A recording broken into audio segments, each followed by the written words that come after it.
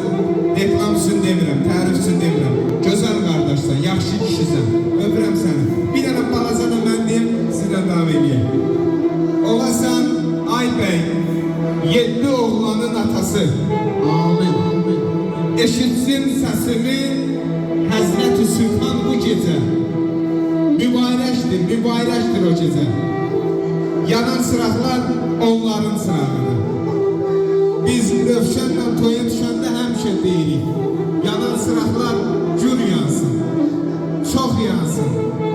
Evə qaydanda hər axşam səni elə ki görürəm, işığım yanır, onda bilirəm evdədir evin sırağı. Gözüm də könlümdən nura boyanır. Allah gözünüzü könlünüzlə nura boyasın. Allah o dərdi bəlanı onlardan uzaq eləsin.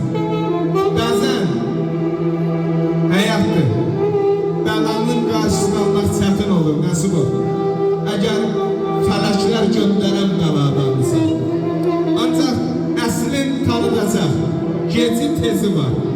Kimin ki mayası zinadansa, dilənçi var, hasil edir diləyi. Dilənən var, qızıldandır dirəyi. Adam da var, itirəcək çörəyi. Zatı qırıqlığı binadansa. Səfəroğlu sözlərini de əzbər. Kimdir sənə bu dünyada bərabər? Bircə